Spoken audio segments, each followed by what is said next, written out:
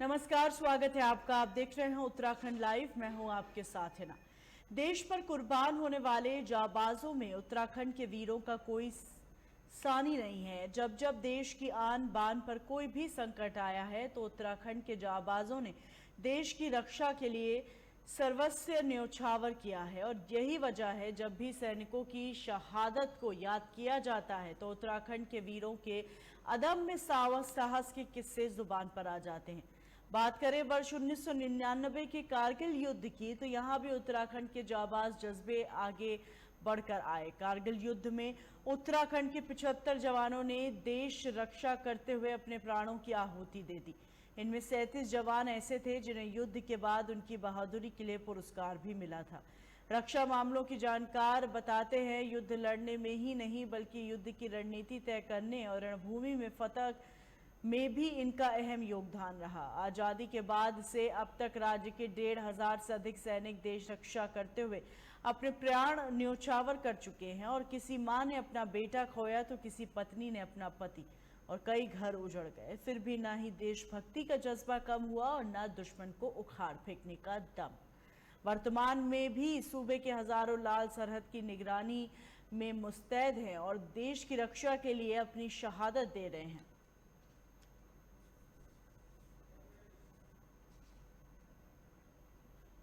आज श्रावण मास का पहला सोमवार है और धर्मनगरी हरिद्वार में सुबह से ही सभी शिवालयों में भगवान शिव का विशेष श्रृंगार कर पूजा अर्चना की जा रही है। दर्शन के लिए मंदिरों में सुबह से ही लाइन लगी हुई है। शिवालयों में पूजा अर्चना के साथ ओम नमः शिवाय के जयकारे गूंज रहे हैं।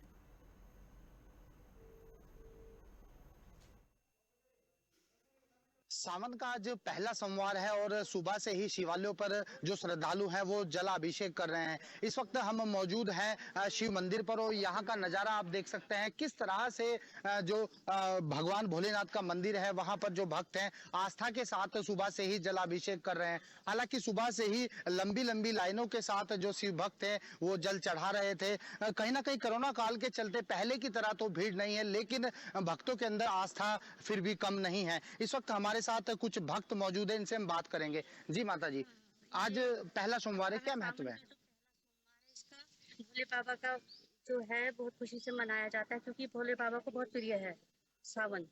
और इसमें जो है कोरोना काल में अभी भीड़ कम है, और इस हिसाब से जैसे भीड़ होती है तो लोगों को बड़ी परेशानी होती है, क्योंकि भीड़ में जो कि डिस्टेंस का सामना नहीं कर पाते लोग। यह भीड़ कम होने की वजह से हम ठीक से जल भी चढ़ा पाए। और यह है कि ज्यादातर हम ये सलाह देंगे कि लोगों को अपने घर में ही रहना चाहिए और कम से कम भीड़ करनी चाहिए। हर साल आप देखते हैं भगवान भोलेनाथ के मंदिरों पे बहुत लंबी लंबी लाइन लगती है, लेकिन इस बार कोरोना काल है, कहीं ना कहीं कैसे देख रहे हैं लोग? हाँ, कोरोना काल तो थोड़ा सा ये है कि ये अभी तो मई में काफी डेथ हुई है कोरोना काल के मौसम में। और ये है कि अब जब वैक्सीन लगी तो थोड़ा सा ये इसका कम हुआ, कोरोना का कम हुआ है। और ये है कि लोगों में थोड़ा सा ये है कि जल चढ़ाने लायक आ सके, नहीं तो घर से बाहर नहीं निकल रहे थे। बिल्कुल, कहीं ना कहीं जो भक्त हैं, शिव भक्त हैं, वो भी यही अपील कर रहे हैं कि कहीं ना कहीं आप घर में रहकर ही आप जल चढ़ाएं। वहीं मंदिर समिति की बात की जाए तो यहाँ भी जगह जगह लोगों को समझाया जा रहा है, अपील की जा रही है कि आप सुरक्षित रहें, सोशल डिस्टेंस बना के रखें और मास्क लगा कर रखें। कैमरा पर्सन के साथ संजय पुंडित, लाइव टुडे, हरिद्वार।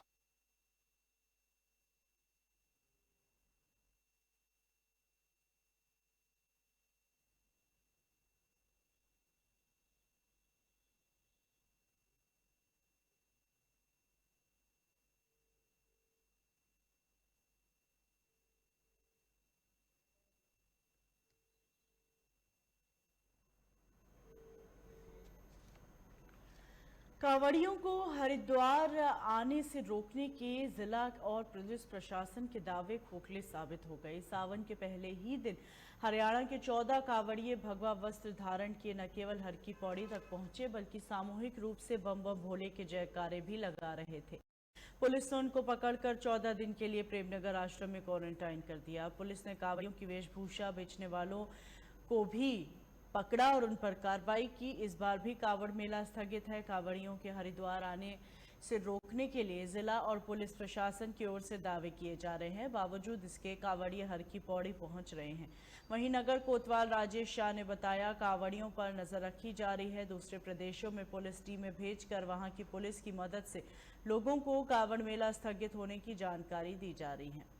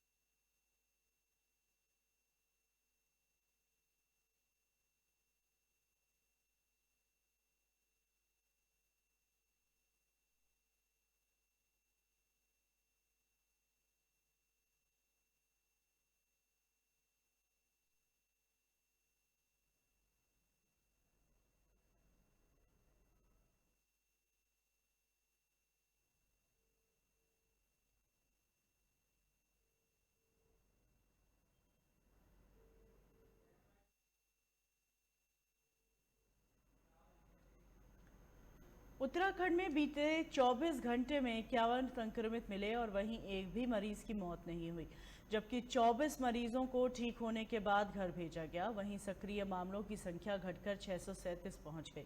स्वास्थ्य विभाग की ओर से जारी बुलेटिन के अनुसार रविवार को 23,892 सैंपलों की जांच रिपोर्ट नेगेटिव आई और वहीं अल्मोड़ा, बागेश्वर, चमोली और चंपावत में एक और देहरादून, नैनीताल और पिथौरागढ़ में 9, हरिद्वार में 3, पौड़ी, टिहरी और उत्तरकाशी में 2, रुद्रप्रयाग में 4 और उधम सिंह नगर में 7 संक्रमित मिले हैं।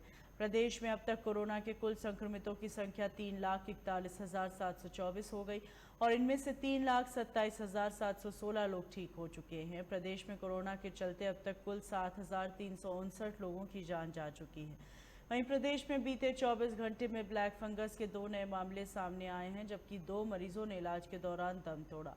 6 मरीजों को ठीक होने के बाद घर भेजा गया। हेल्थ बुलेटिन के अनुसार देहरादून जिले में 2 मरीजों में ब्लैक फंगस की पुष्टि हुई, जिन्हें उपचार के लिए एम्स ऋषिकेश में भर्ती किया गया। वहीं एम्स में भर्ती 2 मरीजों की मौत हुई। प्रदेश में कुल मरीजों की संख्या 551 हो गई, जबकि 123 मरीजों की मौत और 201 स्वस्थ हो चुके हैं।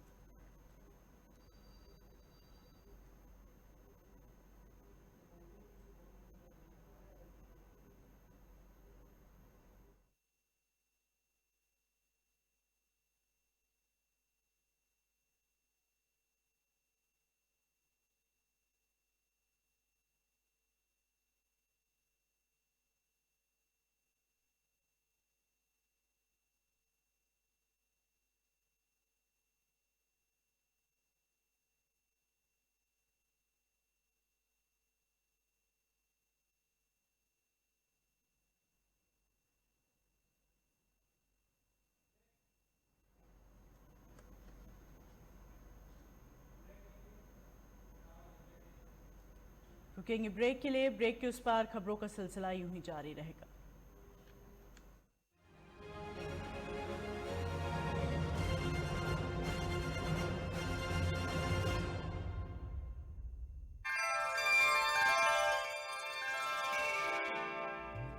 किसान और उनकी समस्याएं, फसल और सरकारी योजनाएं, हर खेत को पानी, प्रति बूंद अधिक उपज, पशु और पशुपालन की विधाएं, नई तकनीक और उनकी उपयोगिताएं, इन सब पर है हमारी नजर। देखिए कार्यक्रम खेती किसानी सोमवार से शुक्रवार शाम 5:30 बजे और सुबह 5:30 बजे। ब्रज के रसिया हूं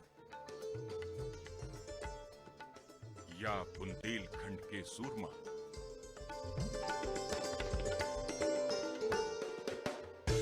पूर्वांचल की माटी हो या पश्चिम की हरियाली, सुबह बनारस से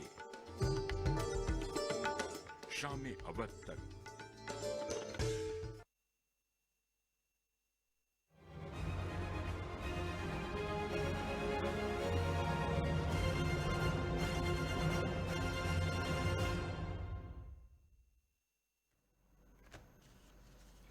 ब्रेक के बाद स्वागत है आपका। दिल्ली की आम आदमी पार्टी अब पूरे दमखम के साथ उत्तराखंड में चुनाव लड़ने की तैयारी में जुटी है। राष्ट्रीय राजधानी दिल्ली में फ्री बिजली देने के बाद सीएम केजरीवाल ने ऐलान किया कि उत्तराखंड में अगर सरकार बनती है तो 300 यूनिट तक वे फ्री बिजली देंगे। आम आदमी पार्टी उत्तराखंड में उन लोगों का रजिस्ट्रेशन करा रही है जो मुफ्त में बिजली पाना चाहते हैं। आम आदमी पार्टी के मुताबिक 7 दिनों के भीतर 1,39,000 लोगों ने उत्तराखंड में फ्री बिजली के रजिस्ट्रेशन किए हैं। आम आदमी पार्टी ने इन सभी लोगों को एक गारंटी कार्ड भी सौंपा है। विधानसभा चुनाव के लिए टीम अरविंद केजरीवाल ने पूरी तरह तैयारी कर ली है। पार्टी कार्यकर्ताओं ने बड़ी संख्या में लोगों के आने से उत्साह देखने को मिल रहा है।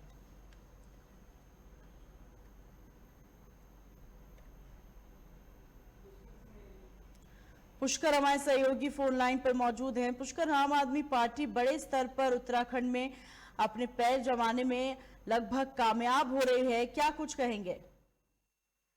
बिल्कुल, देखे है ना, मैं आपको बता दूं कि चुनावी वक्त में चाहे वो भारतीय जनता पार्टी हो, चाहे वो कांग्रेस हो, चाहे वो यूपीडी हो, चाहे वो आम आदमी पार्टी हो, आम आदमी पार्टी की अगर बात करी जाए है ना, तो आम आदमी पार्टी जो है जनपद चमोली में नहीं, पूरे 13 उत्तराखंड की 13 के 13 जिलों में जो है, जिस तरह से केजरीवाल जो दिल्ली के मुख्यमंत्री ने आए, देहरादून आए थे, पिछले हफ्ते देहरादून आए, तो उन्होंने कहा था कि हम 300 यूनिट बिजली तक फ्री देंगे उत्तराखंड वासी को। तो कहीं ना कहीं जनपद चमोली की अगर मैं बात करूं तो जनपद चमोली के जो तीनों विधानसभाएं हैं, क्योंकि जनपद चमोली इसलिए महत्वपूर्ण भी हो जाता है ना, क्योंकि ग्रीष्मकालीन राजधानी जो है गैरसैंण है और भारी सैंण को बनाया गया है उत्तराखंड सरकार द्वारा। तो कहीं ना कहीं जो गरमाई, क्योंकि लगता है कि अभी तक जो है उत्तराखंड की न तो स्थायी राजधानी मिल पाई है, न ही जो मूलभूत सुविधाएं हैं लोगों की, चाहे आपका बिजली हो गया, पानी हो गया, स्वास्थ्य हो गया, सड़क हो गया, जो मूलभूत सुविधाएं हैं उनको लेकर जो है आम आदमी पार्टी जो है लगातार जो है उत्तराखंड में एक ऐसा प्लेटफॉर्म तैयार कर रही है कि धीरे धीरे जो है यहाँ पे जो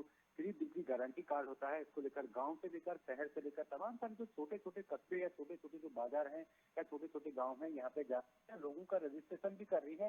हालांकि जो पढ़े लिखे युवक हैं वो भी जो है आम आदमी पार्टी के साथ जुड़े हैं। सबसे बड़ी बात है ना इसमें यह है कि जनपद चमोली का मैं आपको बता दूं कि जनपद चमोली में भूतपूर्व सैनिक जो है सबसे ज्यादा जो है आम आदमी पार्टी का हाथ थाम रहे हैं। तो कहीं ना कहीं जो 2022 का जो चुनाव होगा, हो सकता है कि वो त्रिकोणीय चुनाव यहाँ पे देखने को मिलेगा, लेकिन आम आदमी धीरे धीरे पूरे उत्तराखंड में जो है अपने पांव पसारे, क्योंकि बिजली, पानी और स्वास्थ्य के जो मुद्दे हैं या फ्री बिजली का जो मुद्दा है, हो सकता है आने वाले टाइम में जब 2022 का जो चुनाव होगा उसमें जो आम आदमी पार्टी अभी से अपना प्लेटफॉर्म यहाँ पे तलाश रही है। तो कहीं ना कहीं आम आदमी पार्टी अब धीरे धीरे पहाड़ों में, जिस तरह से कहते हैं कि पहाड़ी, चाहे चमोली हो गया, चाहे रुद्रप्रयाग हो गया, चाहे आपका बागेश्वर हो गया, चंपावत हो गया, पिथौरागढ़ हो गया और आपका जो है डीडीहाट हो गया, तो जो पहाड़ी जिले हैं जहाँ पे जो कि बिजलियां नहीं मिल पाती हैं, बिजली के कनेक्शन नहीं लग पाते हैं, तो उसको लेकर जो है आम आदमी पार्टी जो है अभी से जो है यहाँ पे जो है आदमियों को भी जोड़ी और गारंटी कार्ड के थ्रू जो है इनका रजिस्ट्रेशन भी कर रही है। और हालांकि जनपद चमोली कि अगर मैं तीनों विधानसभाओं की बात करूं, चाहे वो बद्रीनाथ विधानसभा हो या कराली विधानसभा हो या कर्नाटक विधानसभा हो, तो लोग इसमें बढ़-चढ़ का हिस्सा भी ले रहे हैं और अपना रजिस्ट्रेशन भी करा रहे हैं। हालांकि ये आने वाले समय में पता चलेगा कि किस तरह से आम आदमी पार्टी कितनी सीटें जीतती है या नहीं जीत पाती है, या सरकार बना पाती है नहीं बना पाती, लेकिन वो आने वाले समय में पता चलेगा। लेकिन अभी जो है जो माहौल इस समय जो क्रिएट किया जा रहा है आम आदमी पार्टी द्वारा पूरे उत्तराखंड में फ्री बिजली और दिल्ली का जो मॉडल तराशने का जो उत्तराखंड की जो 70 की 70 विधानसभाओं में जो प्रोग्राम हो रहे हैं, कार्यक्रम जो है आम आदमी पार्टी द्वारा किया जा रहा है। तो हालांकि अभी समय है, लेकिन चुनाव का बिगुल हम इसको कह सकते हैं, चाहे वो भारतीय जनता पार्टी ने बजाया हो, चाहे वो आपने कांग्रेस ने बजाया हो या आम आदमी पार्टी। और अभी आपने देखा होगा कि उत्तराखंड की जो यूपी की जो क्षेत्रीय पार्टी है, ये भी इस समय जो काशी सिंह एरी है, इनको भी जो है अध्यक्ष बनाया गया। तो कहीं ना कहीं जो 2022 का जो चुनाव होगा ये उत्तराखंड में जो है दिलचस्प देखने को मिलेगा। तो आम आदमी पार्टी अभी से ही जो रजिस्ट्रेशन, जो फ्री बिजली का वादा जो है केजरीवाल ने किया था, उसको लेकर जो है गाँव और शहर जो है पूरे उत्तराखंड में जो इस समय जारी है ना। जानकारियों के लिए बहुत शुक्रिया आपका।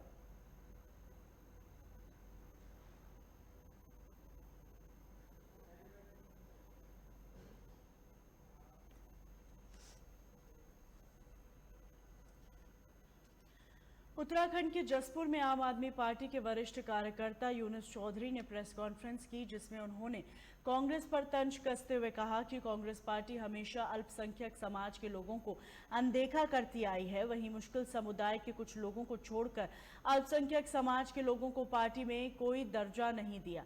कांग्रेस पार्टी हमेशा अल्पसंख्यक समाज को अपना वोट बैंक समझती है, मगर अल्पसंख्यक समाज उनके बहकावे में नहीं आएगा, इसलिए समाज के लोग अब आम आदमी पार्टी से जुड़ रहे हैं।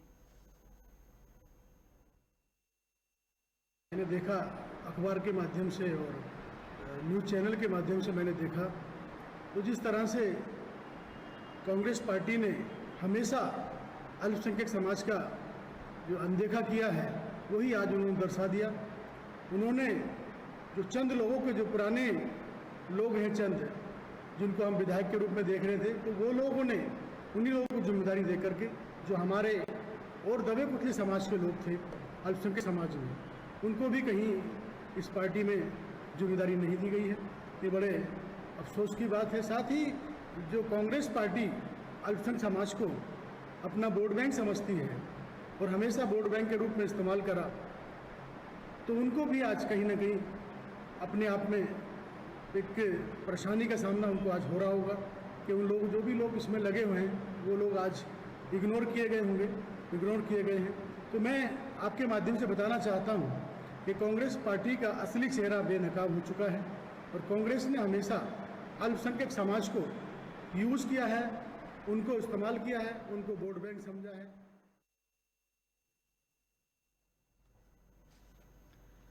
वहीं नैनीताल की बात करें तो उत्तराखंड प्रशासनिक प्रशिक्षण अकेडमी नैनीताल पहुंचे सूबे के प्रमुख सचिव डॉक्टर सुखबीर सिंह संधू। नैनीताल पहुंचने पर जिले के आला अधिकारियों से उन्हें पुष्प गुच्छा भेंट कर उनका स्वागत किया।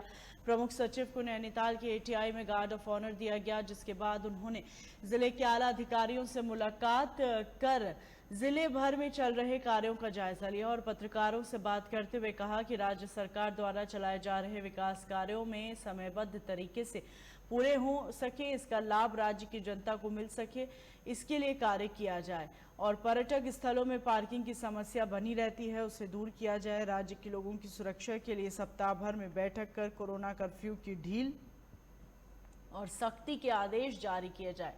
इसके लिए सभी जिलाधिकारी को निर्देश जारी कर भीड़भाड़ वाले आयोजन पर प्रतिबंध लगाने के निर्देश दिए। हर सप्ताह जो कर्फ्यू है उसमें क्या नई चीज़ें करनी है, क्या रिस्ट्रिक्शन लगानी है, क्या रिलैक्सेशन देनी है, उस हर रोज़ मीटिंग होती है और हर सप्ताह स्थिति देखते हुए उसमें रिलैक्सेशन दी जाती है, जहाँ उसमें और ज़्यादा सख्ती की जाती है। तो ये डेली मॉनिटरिंग होता है और जो नीचे सख्ती की है उसके कारण भी नैनीताल में उतना रश नहीं हुआ पिछले 2 सप्ताह जितना पहले हुआ था। तो ये पूरी निगाह हम रखे हुए हैं और जो जिला प्रशासन है वो भी पूरी निगाह रखे हुए हैं। सभी सतर्क हैं कि हमें कोविड के टाइम में कोई ऐसा काम नहीं होने देना जिससे ये और फैले।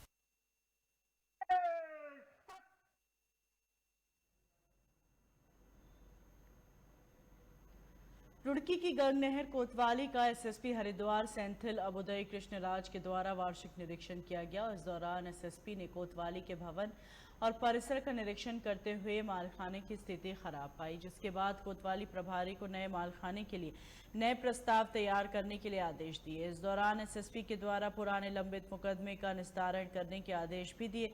निरीक्षण के दौरान कोतवाली परिसर में काफी संख्या में लावारिस वाहन भी देखे गए, जिनको देखकर उन्होंने सभी वाहनों के मामले भी जल्द निपटाने के आदेश दिए। ठीक है, अभी जो है आज हमारा वार्षिक निरीक्षण जो है कोतवाली गंगनहर में चल रहा है। इसमें पहले जो हमने हमने देखा है, अभी मालखाना रेस्टोरेशन चेक कर रहा है, अभी बैरक और बाकी जो वाहन को जो सीज किया गया उसको सभी कम चेक करेंगे। फिर जो है इधर जो सभी कर्मचारी के साथ सम्मेलन करते हैं उनका समस्या भी हम सुनेंगे।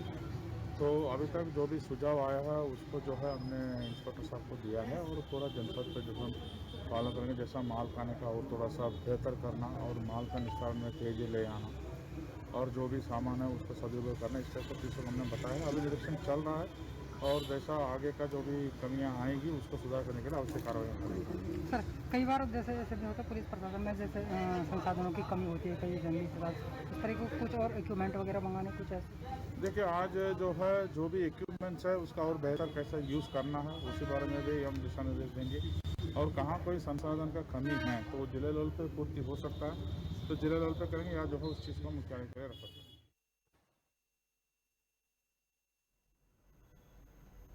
उत्तराखंड के कर्णप्रयाग में सफाई कर्मचारियों ने हड़ताल की। सफाई कर्मचारियों की हड़ताल के चलते कर्णप्रयाग में जगह जगह कूड़े का अंबार लग गया है, जिससे नगर में दुर्गंध फैल रही है। सड़क पर जगह जगह कूड़ा जमा हो जाने से आने जाने वाले राहगीर व दुकानदारों को परेशानी हो रही है और वहीं दुकानदारों के द्वारा कूड़ा खुद उठाया जा रहा था तो सफाई कर्मचारियों ने उन्हें कूड़ा नहीं उठाने दिया, जिसके बाद प्रशासन और नगरपालिका मौके पर पहुंचे और सफाई कर्मचारियों को मनाने की कोशिश की, लेकिन फिर भी वो नहीं माने। वहीं तहसीलदार सोहन सिंह रागड़ ने कहा कि हड़ताल प्रदेश स्तरीय है, सफाई कर्मचारियों को समझाने की कोशिश की जा रही है लेकिन वे नहीं मान रहे। कूड़ा उठाने की व्यवस्था की जा रही है। तो पूरे उत्तराखंड में इनकी सफाई कर्मचारियों की 11 सूत्रीय मांग है और पूरे प्रदेश भर में इनका आंदोलन चल रहा है, बहिष्कार चल रहा है। फिर भी हम जो अपने तहसील अंतर्गत है कर्णप्रयाग में इन सफाई कर्मचारियों से वार्ता कर रहे हैं और पूरा प्रयास कर रहे हैं समझाने का कि किसी तरह से कूड़ा हटाया जाए और वैकल्पिक व्यवस्था भी बनाने की कोशिश कर रहे हैं।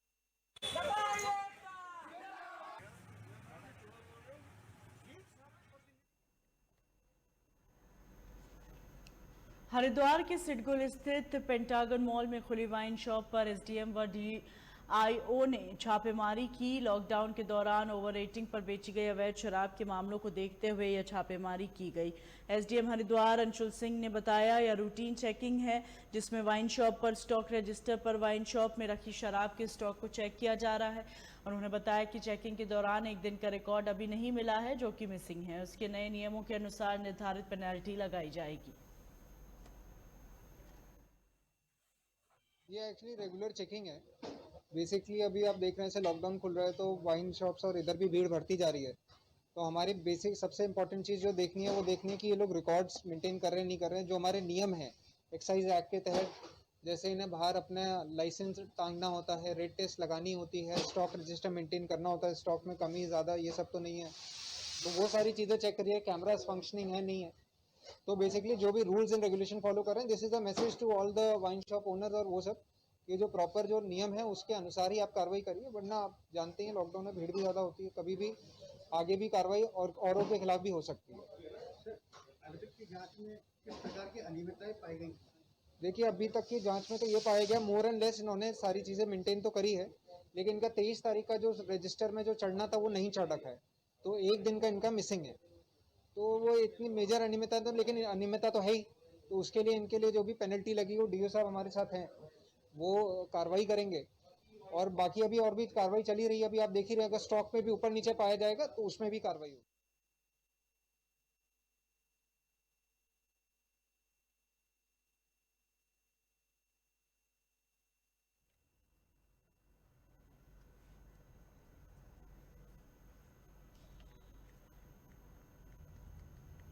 वहीं कांग्रेस सेवा दल के कार्यकर्ताओं ने प्रदेश में पुलिस की भर्ती खोले जाने और पुलिस का पुराना पे ग्रेड बहाल करने और लक्सर में बड़े उद्योग स्थापित कराए जाने की मांग उठाई। इस बाबत हनुमान बजरंगबली से अर्जी भी लगाई।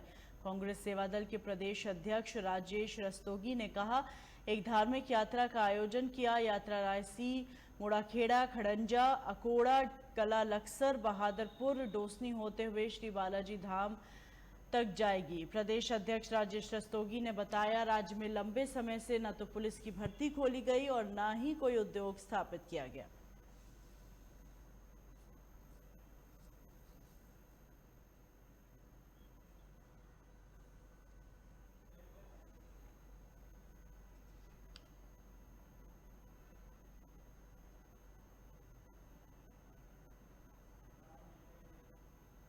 इन्हीं खबरों के साथ बुलेटिन में फिलहाल इतना ही। दीजिए इजाजत।